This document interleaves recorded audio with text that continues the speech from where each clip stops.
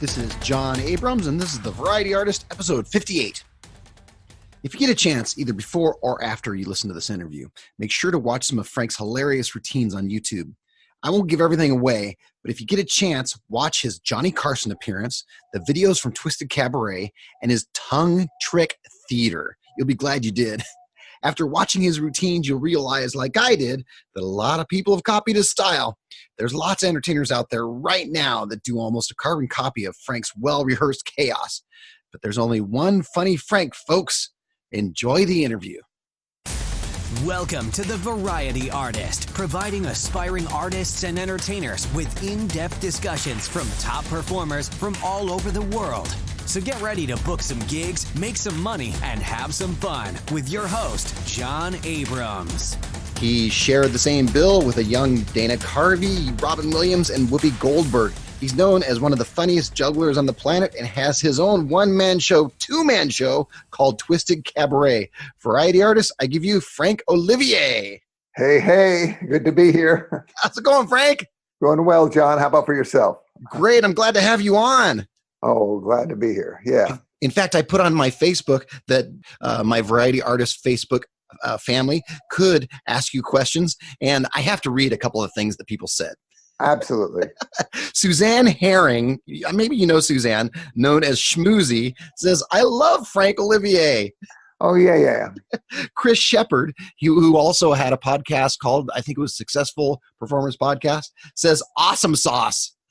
Oh, glad to hear it. And Barry Friedman says, oh, that's going to be fun. Frank is a fantastic wild card. We'll see about that. That I just butter you up, before the interview here. So you found 3 people to say nice things about me. That's right. I didn't even have to call them or anything. No, excellent. Great. Okay. No, it should be fun. So we're going to start from the beginning. So when did you know you wanted to be an entertainer? I started juggling and unicycling at age 11, and it wasn't with any idea of performing. And I started doing magic at about age 12.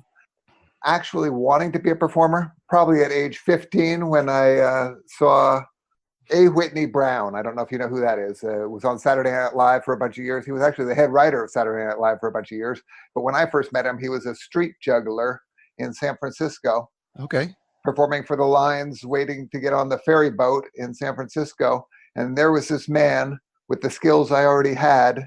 I mean, I was already a better juggler than he was. And here he was talking to the crowd in a way which I had never seen before. Oh. I'd seen these sort of stagey, clowny shows where you could tell it was a routine. He wasn't talking with you. And here all of a sudden was this guy who was, the fourth wall was down, the crowd was part of the show, and it was interactive, and he was very, very funny, and he was making enough money to live on. Oh, so you saw that and you went, Ooh, all the arrows started pointing that direction from there on in. And how old were you then? About? 15. Wow. Now, yeah. I was reading that at age 13, you had a regular spot on San Francisco TV. There was a TV kids show called Get Box Tickle, put on by John Fromer and some folks over at KRON, the NBC affiliate in San Francisco. What were you doing? Everything. He had kids who were singers and guitar players on, and I also play guitar. My dad was a guitar teacher. And so I was playing guitar and juggling and unicycling, doing magic tricks, and being one of the cast members of this local kids TV show. And that was at 13 years old? Yes. Wow. And also there was a local circus that got started up around the same time, the Berkeley Circus, which was a spin-off of another circus that had gone on a couple years earlier called Major Chumley's Amazing Traveling Circus and Combined Pandemonium Shadow Show. That was another big influence on me when I was a youth. He gets into Berkeley where they are setting up the tent and they're just planning on staying there. And no, you're not allowed to sleep in the public park. That would be against the rules. So he figures out a loophole and gets all 18 people put on as security guards, meaning they're allowed to spend the night in the park. He did all this and he was 18 years old. Wow. That was Chumley. Another big counterculture influence on me. I've had a couple of people on this podcast that have been to Ringling Brothers Clown College, but none of them flunked out. Oh, yeah. Except for one. And who would that be? What, me? Oh! I didn't really flunk out. At that point, I don't know what they were thinking, but they said you were only officially a graduate of Clown College if you were offered and accepted a diploma, a contract with Ringling Brothers. Oh, okay.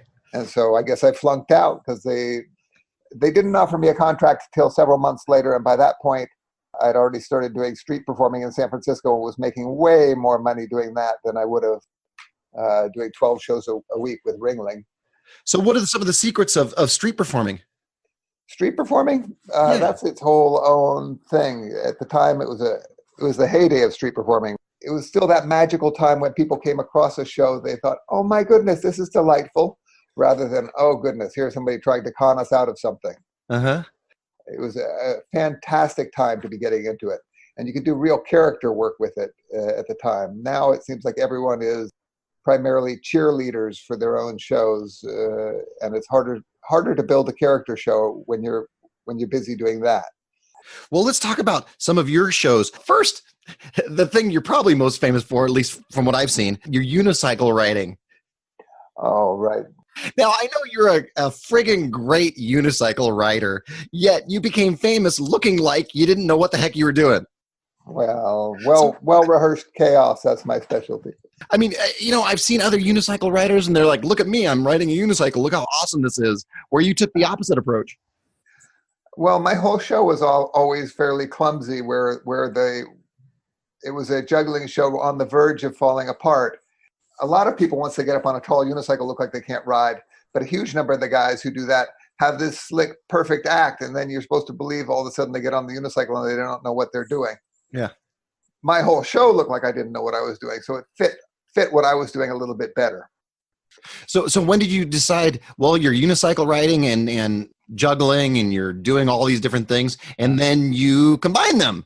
I started doing the juggling came first, and then I'd sort of, I don't know, you see the pictures of the clowns or people riding a unicycle, you figure that's something you could do with your legs, you can do something else with your hands. There was really no other jugglers around when I was learning. In fact, when I learned juggling, it was on my own, and I learned 3 balls in a shower over a period of a couple of years of working on it before somebody said, why are you doing it that way? Why don't you do it the easy way up the middle, the cascade? Uh-huh. Boom, mind blown. Oh my goodness, you could do all these tricks all of a sudden, and it wasn't nearly as hard. Yeah, and when we got, me and my juggling partner, when we were 16, we had unicycles, but we wanted to get tall unicycles, and they weren't available anywhere for sale at the time. Schwinn hadn't even started making them at that point. And so we had to wait until we got into metal shop when we were 16, when we could weld up our own frames. And that was when I started doing the tall unicycling. So you made your own unicycle? Oh, had to. Yeah, there wasn't one that's available.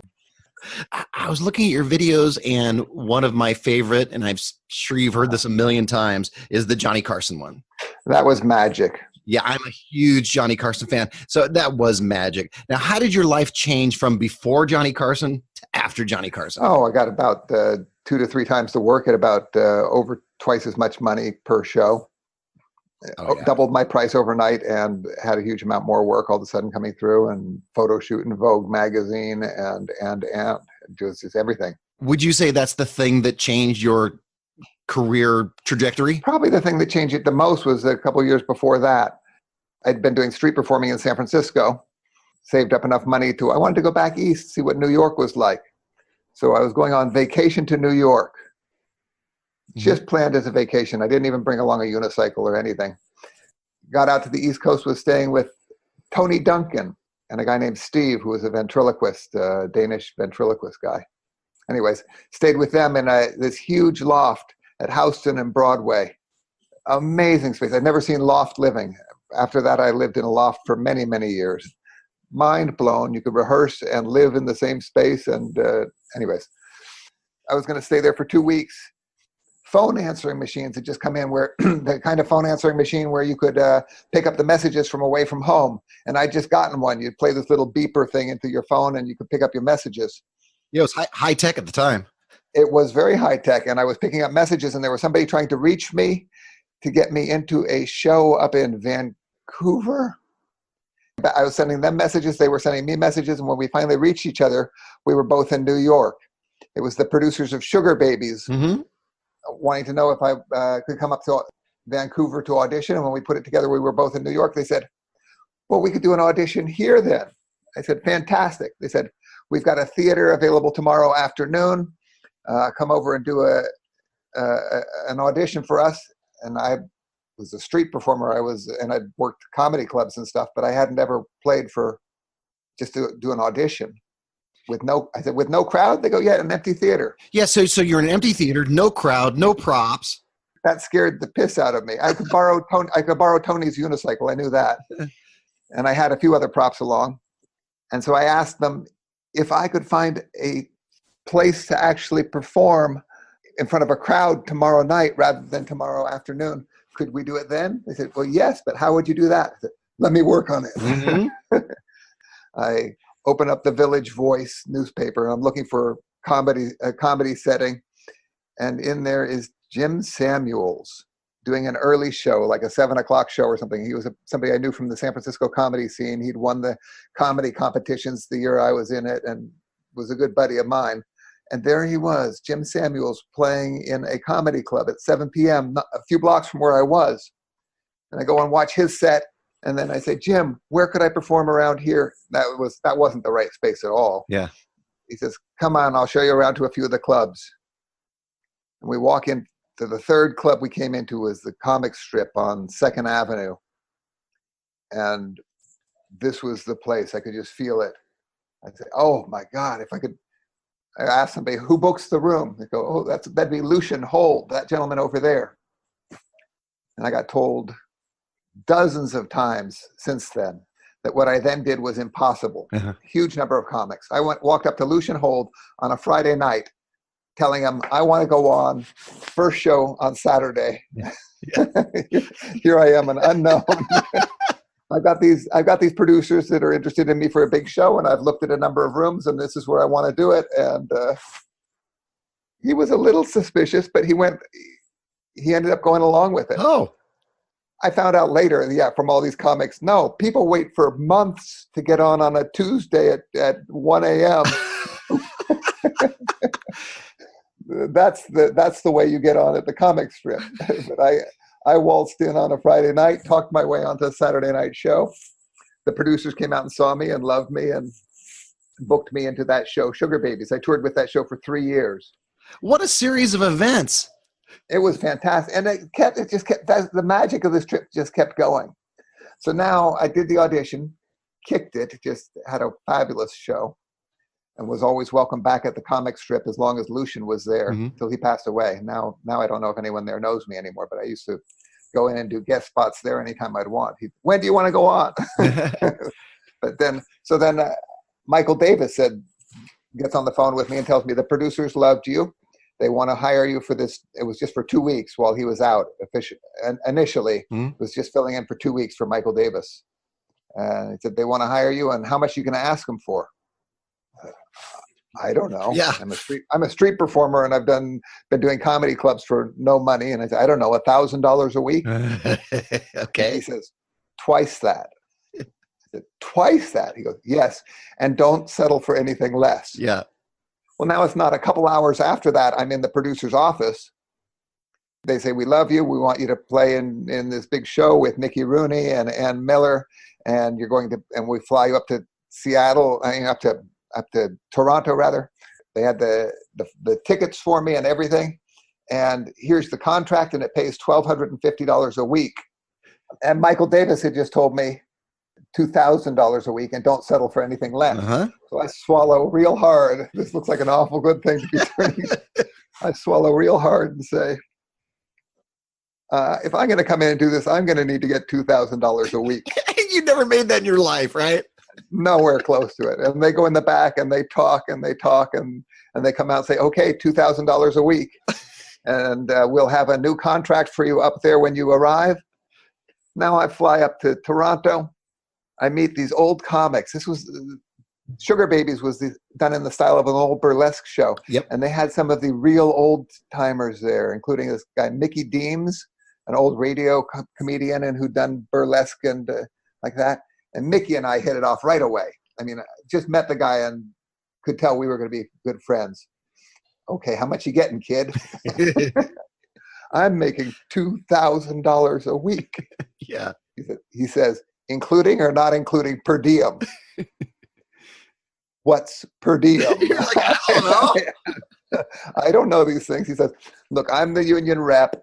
This is an AGVA show, American Guild of Variety Artists. Right.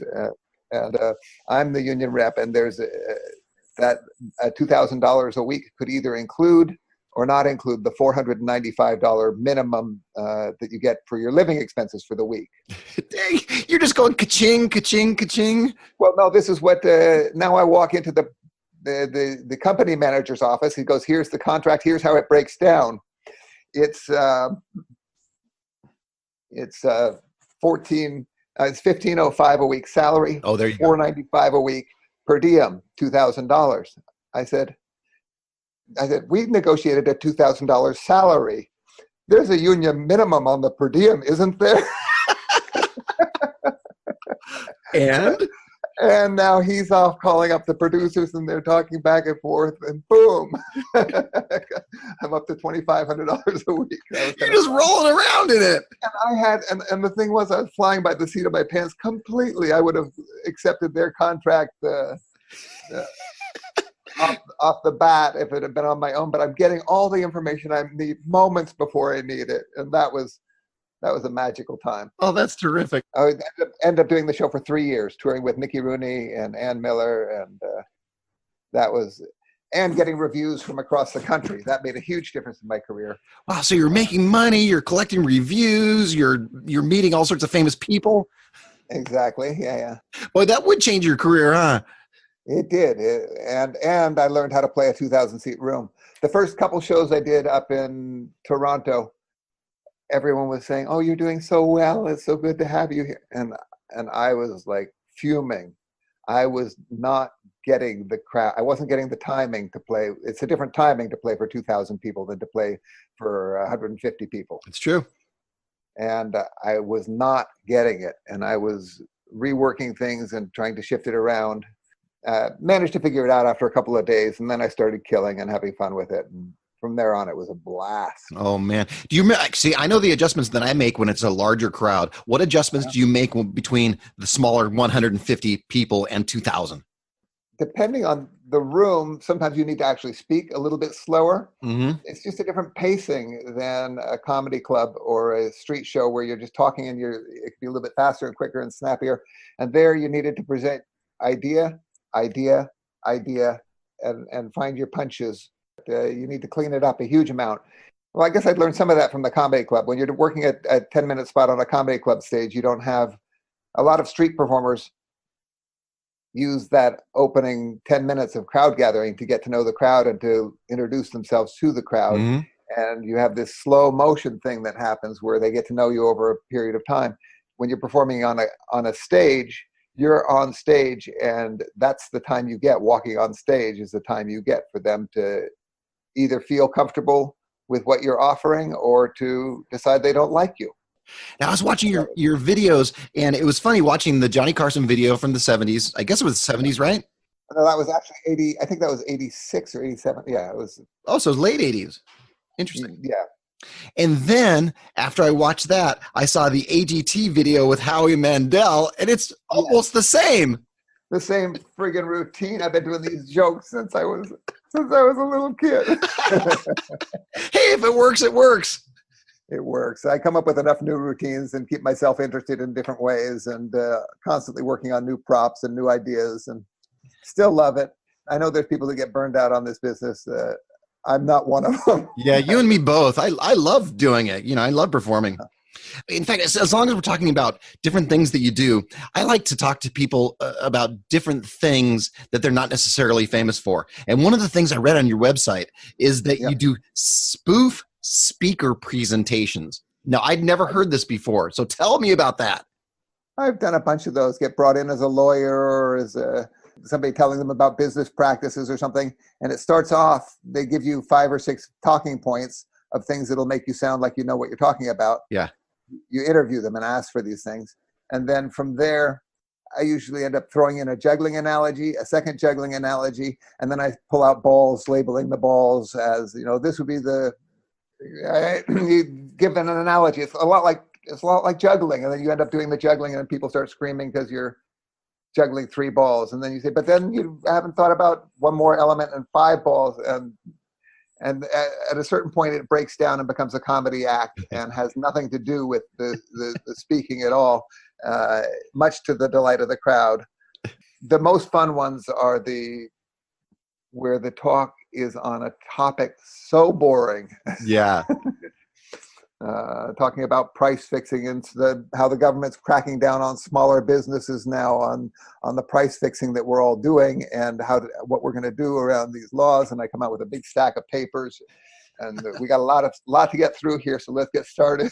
And you can see the eyes glaze over, and then you got all the props hidden in the podium you're talking from, and start pulling stuff out, and then unicycles from the back at the end and all that. Yeah, it's good fun. Oh, they're loving that. Uh-huh. They're ready for a big boring talk, and all of a sudden it turns into you. Exactly. Uh-huh. Well, tell me about your Twisted Cabaret.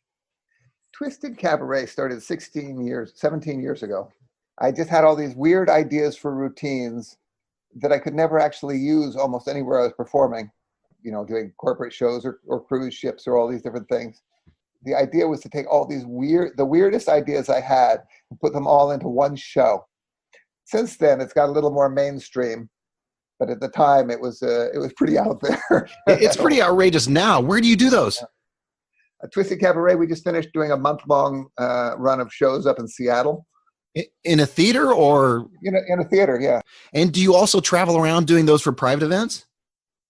I've done occasionally. Twisted Cabaret gets hired. It's kind of a heavy show to travel with, and I do it with Paul Nathan, who's an amazing comedian and magician in his own right.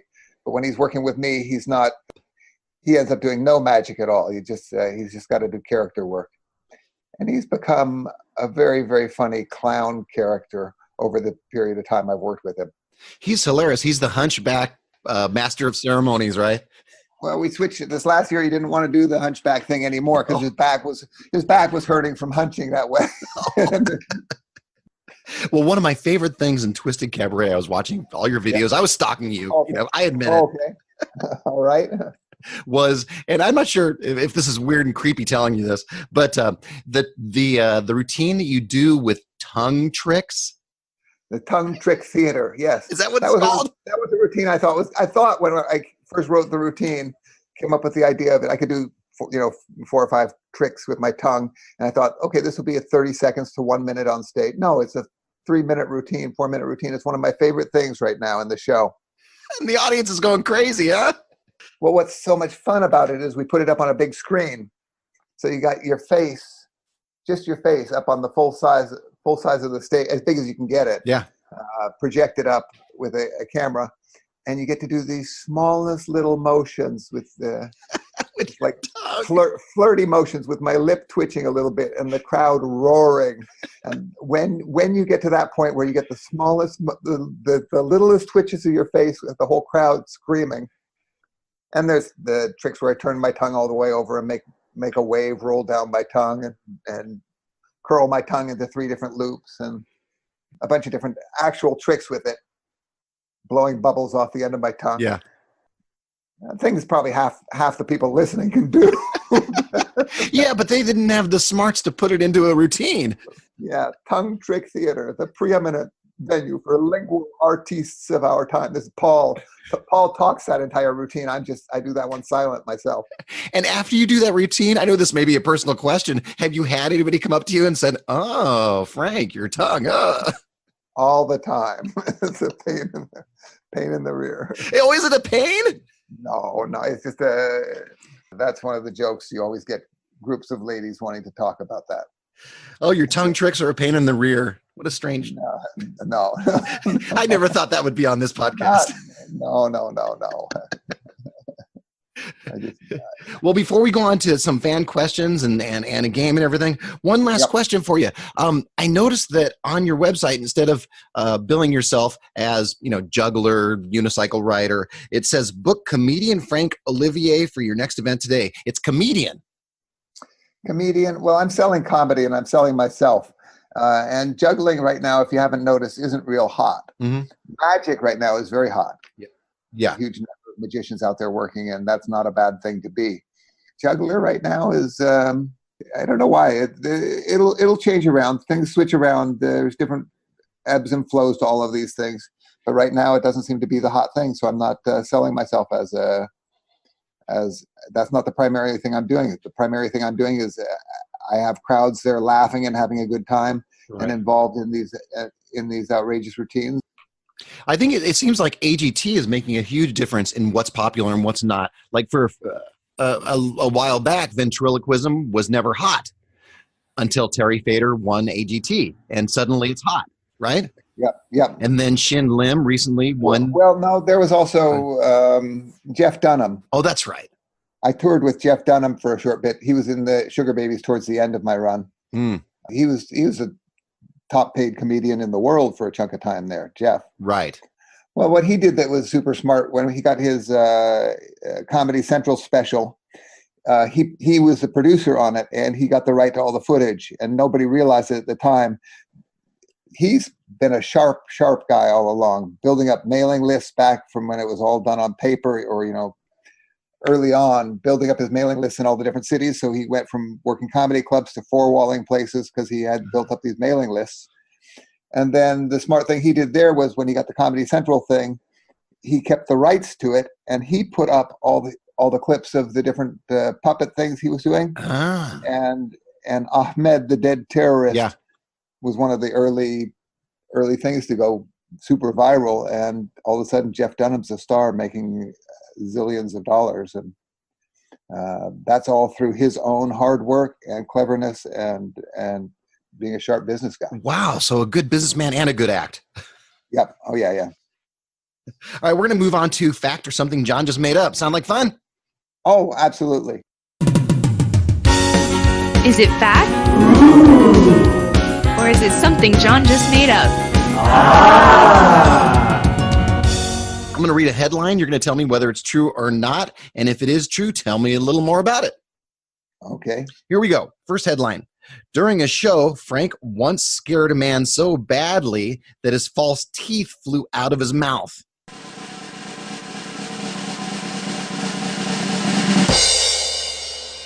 That was true. Oh, it's true. What happened there?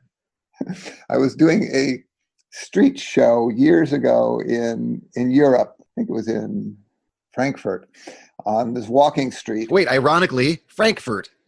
Yeah, exactly. Doing a street show on the street. I was gathering up a crowd, already a big crowd of people there laughing, but I didn't quite have an edge yet. And a guy comes through on his bicycle, ding, ding, ding, ding, ding, ding, and riding and weaving through the middle of the crowd. And I wait till he gets right up next to me and say, "What the hell are you doing?" And it scared him, and he dropped something. He came back around and picked it up. It was his teeth that come out of his mouth. It was one of those laughs when people realized what it was, saw him put his teeth back in and ride his bicycle off. One of those laughs that went on so long. You just stood there and waited. Just wait. You don't need to do anything at that point. It's hilarious. That's an extra tip day. Exactly. Finally gave a capper of, "He won't ride through my show again." All right. Next one. Frank had Bill Murray in a tutu on his shoulders and didn't know how to get him off.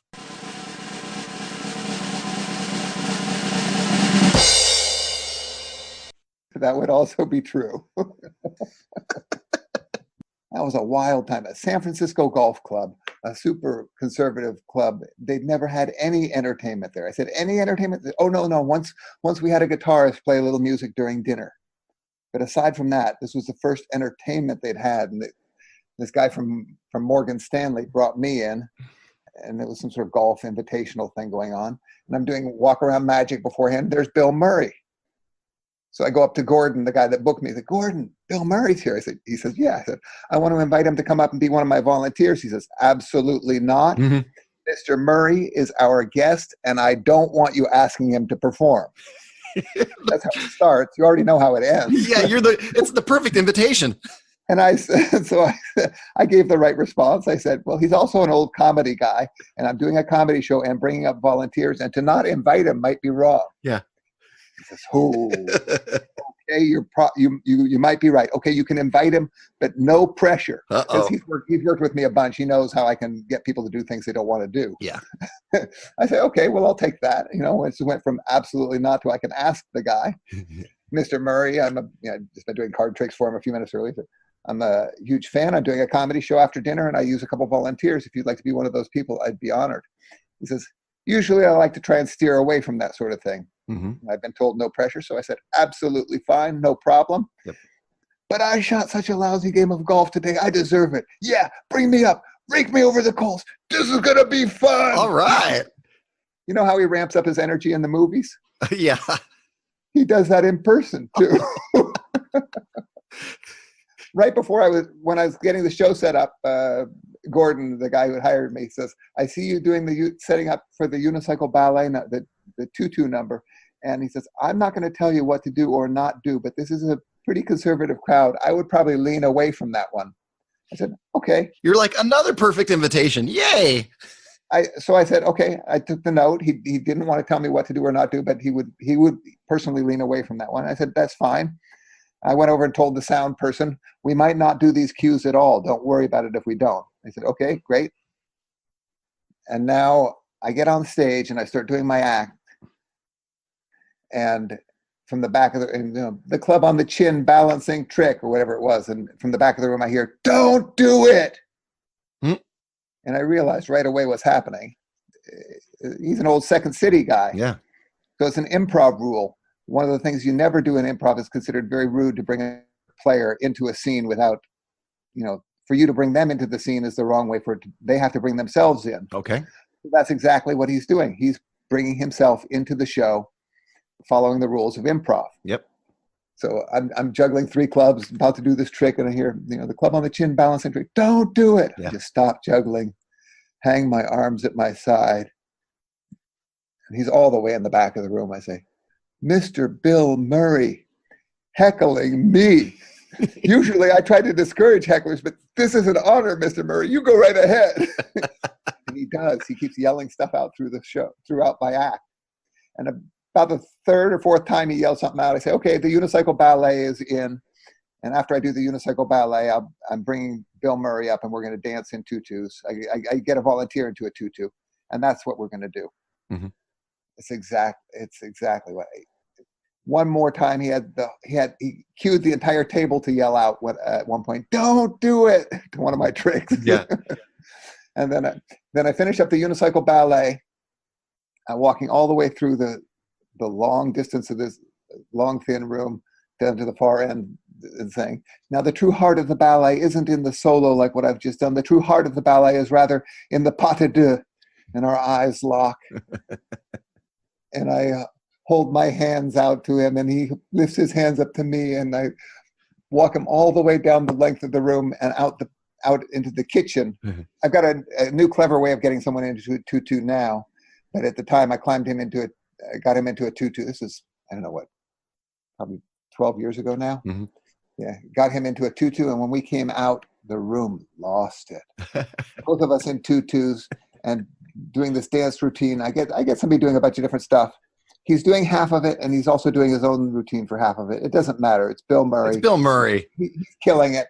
But I usually get somebody on my back, and then I hike them up until they're actually sitting on my shoulders. Mm-hmm. Did that with Bill Murray. He's a big man. He's probably 220 at the time. Okay. And I've got him sitting on my shoulders, and all of a sudden, I realize I can't move to the right, and I can't move to the left. I'm stuck where I am. And I realize he's holding on to the cast iron chandelier over our heads. Oh my gosh. And I'm stuck, and I'm starting to feel weak. My knees are getting weak, and I'm saying, Mr. Murray, I know it seems funny, but let go of the chandelier. I can hear him laughing and the crowd laughing. Found out later he was trying to change one of the bulbs in it. Oh. And then I'm seriously stuck trying to figure out. That was where I was saying I didn't know how to get him down. Yeah. And then I realized, wait, if I bend my knees and lower myself down, he either needs to stay with the chandelier or come with me. Right. And he came with me and finished up the routine. We're running out of music. I never run out of music on that. There's way more recorded than I need, but the routine's gone long because he's all over the place. And I normally get somebody facing towards me, holding my hands and standing on my thighs, and leaning away. But we're going to be doing this after the music is over. I'm thinking, am I still going to do this? I thought, oh, what the heck? Yeah. All I did was tap my legs, and he knew right away where I was going to. And he jumps up, hits the last note of the music, one arm out, big flourish, jumps down, instant standing ovation from the entire crowd. That was definitely a career highlight. Oh man, I wish I had that on tape. I wish I could see that. I wish I had a single picture. There was nothing. Nothing. Well, now you have this story. I do. And then every once in a while I run into one of the couple hundred people that were in the room, and they always say, that thing with Bill Murray. And I get to relive it. That's great. In fact, you know what? I'm not even going to go on and ask you any more because that was such a great story that I don't think we can top that. That was fact. Or something John just made up. Would you like some fan questions? Absolutely. All right. I'm going to start off with an easy one, and then we're going to get a little more fun. All right. Eddie Rice Jr., owner and performer of A1 Best Events and Entertainment, asks, have you ever fallen off your unicycle? Fallen off. I've had to get off a number of times. Actually fallen. I've had two bad falls. One was where I was doing an outdoor show for Edinburgh, for the Edmonton Street Performers Festival. Mm-hmm. And I was doing a bit where I would ride through the crowd over to a tree and grab onto a tree. And this is not a pleasant one. Doesn't have a happy. It wasn't a terrible thing, but it was bad at the time. I'm riding. I split the crowd. I get the whole crowd moving out of the way, and I'm riding towards this tree, and a little, probably 4-year-old girl doesn't like what she's seeing and steps right in front of me and says, "No." Oh no. No, just holding up her hands like, "No, don't do this." No. So I have to take a quick turn, and this is on lawn, and you monitor pretty carefully where you're riding, but I didn't have time to monitor. I took a sharp turn and had to come down off the unicycle, and the unicycle went and bumped a small child's head as I was coming, a different child's head, and this little boy's head started bleeding, and that was one of my nightmares. Oh no! Another one that was, and then the other nightmare was filming for a show called, what was it called? Comedy on the Road with John Biner. Mm-hmm. They were being super cheap about it. But it was TV, so you say yes, and you say yes to everything. But then they didn't want to pay whatever it was, $80 to fly my unicycle up. Because at the time, I wasn't fitting them into a normal suitcase. At the time, it was a separate duffel bag. Mm-hmm. And they didn't want to pay the extra money to fly my cycle up there. So they said they had one lined up for me. Don't ever do that. You don't know what you're getting into. They'd lined up a tall unicycle for me. I get up there. It's not a tall unicycle. It's a short unicycle. Now, at the time, I used to travel with the jugglers roster, the IJA jugglers roster, for this exact sort of situation. So I'm on the phone now, calling up everyone in the area looking for a tall unicycle. And I locate a tall unicycle, and it's a guy who lives an hour out of town, but for tickets to the show, he'll come in, he'll bring his tall unicycle. Mm-hmm. It shows up there an hour before showtime or something, and there's no air in the tire. Oh, no. Now I'm out on the streets of Gastown, is the area of Vancouver where I am, and there's no gas stations in Gastown. And I'm trying to figure out how to get the air in this tire. Wait, back up. There's no gas stations in Gastown? Exactly. Okay. And I'm flagging down bicyclists, so I finally find somebody with the right type of pump. And I pump up the tire, and I go in, and I'm literally on stage within moments after getting inside. But this thing had a lock ring on the bottom of it. Instead of being bolted properly, it was an old style of unicycle. They used to use a lock ring. And while I'm on stage, on this borrowed 6-foot unicycle, no, with a 5-foot deep, I'm on the front part of the stage, which is 5 foot deep, 6 foot tall unicycle. The pedals slip. just the pedals move separate from the wheel. The pedals slip and the wheel goes back and hits the back edge of that lip, of the 5-foot lip. And I'm on a 6-foot unicycle and there's no way you're going but down. Yeah. And I'm falling forward and I'm falling off the front edge of the stage and do a belly flop onto this table between this couple there, shattering a glass there. And I jump up and I shake each of their hands vigorously, saying, "Thank you. I've been watching you two through the entire show, and you've been an incredible moral support. Thank you so much for being here." And I jump back up on the unicycle. Now I'm not going to ride it at all. I'm not going to backpedal it at all because I'm only going to ride it forward. And I end up riding it forward and finishing the show very, very gingerly on the unicycle, finishing it up. So when you fell, you were just like, ta-da! Wasn't that amazing? A belly flop onto a table, exactly. Afterwards, the producers were saying, "That was hilarious, but you should have told us you were going to do that." I said, "Told you." That wasn't hilarious. That was scary. They go, no, they weren't believing me until I opened up my shirt and I showed them, "No, I did a belly flop onto that table. I broke a glass." They said, "Yeah." And I opened up my shirt and there's this cut on my belly. Ow. And that was one of the biggest, scariest falls ever. And they said they were going to put that on TV. And I said, "You do me a big favor if you'd edit that out." They go, "Why?" I said, "Because nobody wants to hire an act that's falling off the stage." Or the opposite. Everybody will want that. Yeah, I don't think so. I think that it looked too friggin' dangerous. Dang. Anyway. All right, we're going to go to the next fan question. Yeah. Rob Balchunas, known as Rob the Balloon Guy, asks, he might know you because I don't even know what some of these questions mean. Have you ever performed a card trick or card tricks in a car before? In a car? Oh yes, there's some YouTube footage of me on, not just in a car. I was joking. I was coming back from Los Angeles with my friend Jordan Gold, and I'm driving, and we're on the I-5. And I start telling him about how I'd done a couple tricks in a car before. And he said, "Really?" And so I start doing card tricks. I'm rolling down the window and pulling up next to another car and yelling across, "Name any card in the deck." Yell out the name of any card. And they yell out the name of, I got a couple people to actually do it. And he's filming it on his phone. They yell out the name of a card and I toss the cards in the air while driving with my knees and grab one card out with my mouth, and I did that a couple times, and then a couple other tricks while driving. But that was the one. Is that on YouTube right now? I think if you do a search for it, you can find it. If not, we can get the link up. We're going to go to our last one, and this is an interesting one too. Lily von Stupp, one of the top. Oh. Do you know Lily? Yeah, I know Lily. Okay, one of the top burlesque performers in the country asks, "How many photos of feet are in your wallet?"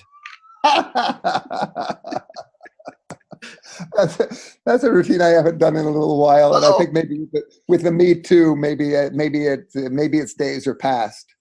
A card trick where I get a woman on stage sitting down and naming any card in the deck, and she says 6 of diamonds, whatever. I take this giant deck of cards and I tap her foot with it. And I say, "You're not going to believe this, but take off your shoe." And I get her to take off her shoe. And if she has a stocking, a sock, take off the sock too. Now hold your foot up. And I take out my phone and I start taking pictures of her foot from all these different angles. Oh, no. And then let me wrap my hand around it. Okay, now let me get one with my face in there. Get one with, and kissing her feet and whatever I can get away with. As long as she's laughing and having a good time, I keep going. And at the end of that, I say, "Okay, let's get back to the magic." So the whole routine isn't really even picking the card. The whole routine is her feet. Taking pictures of her foot in this kind of sleazy way, and say, you don't think they let some creep actually come out and take pictures of patrons' feet? You don't think they'd actually do that? And then as I'm doing this, I actually accidentally drop a fan fold of 15-foot pictures. Oh, out of your wallet? Out of my wallet, exactly. There's a whole... Anyway, it goes on and on, but it's a stupid bit. It ends up with the big deck of cards being put down into my pants and one card rising out of my pants. Oh, perfect. And that is the card she's asked for. And when I can, I get her to pull it out with her teeth. And it's a fun... It's fun, but its days may be gone. Yeah. It's a routine you can't do nowadays. Gosh dang it. I don't know. You gotta ask more. Got to do more asking of permission. Yeah. And be ready to bail if the answer is no. Right. If someone wants to get a hold of you through social media or whatever, what do you have? What do I have? I've got nothing right now. I've just been taking care of some family stuff with my father. Well, should I put the link for Twisted Cabaret on your show notes? Twisted Cabaret, funnyfrank.com. Yeah. Actually, I got a new theater show I've just put together. It's also a keynote address. The website doesn't look great yet, but it's up there. Tricks to Happiness. Okay. .com? .com, yeah. Okay. Tricks to Happiness. I'll put all those on your show notes if you don't mind. Well, you got time for another minute or two? Oh, yeah, of course. Just you'd asked about tips for new performers. Yes. Oh, yeah. Yeah, we have a couple different types of people listening to this. Some are tips for some are just starting to perform, and some are working pros. So, yeah, do you have some tips for some people just starting out or some pros? Yeah. Well, any which way. The most important thing for newcomers to know is that the first 100 shows don't count. That's my biggest piece of advice. That means go out there, try different stuff, and work it different ways. And if you want to get better, you do lots of shows. And if you really want to get better, you audio record every show you do, and you listen through it on your way home from the gig. And if there's anything there at all, you jot down any improvisations you do. If you're at all like I am, you come up with jokes on stage under the pressure of the thing, and then you forget them rapidly, except the few here and there. But if you record the shows, record every show and listen through it on the way home. And then you remember those jokes and do them next time. Exactly. And you think, well, that couldn't happen because that only happened because of this specific situation. But you'd be surprised how many times you can create something that happens over and over again. Do you have some advice for the working pro? What pops to mind is one of the old timers told me about his advice was how to pack light on the road. It was about wearing a pair of boxer shorts for 4 days. You could do it because you could wear it frontwards, and then you could wear it backwards, and then you could turn it inside out. I do not recommend that. I don't know. I like that advice. Well, thanks, Frank, for doing my show. This was awesome. Oh, a pleasure. Anytime. Great stories, wonderful things, great information. I loved having you on. My pleasure. Thanks for having me. Perfect. And a special thanks to all my listeners. Make sure to leave a 5-star rating on Apple Podcasts or wherever you're listening. And if you have 2 minutes, leave a nice review. Both Frank and I will appreciate it. I'll read them every few weeks and give you a shout out on the air here. If you found this podcast valuable, share it with your friends or on your social media.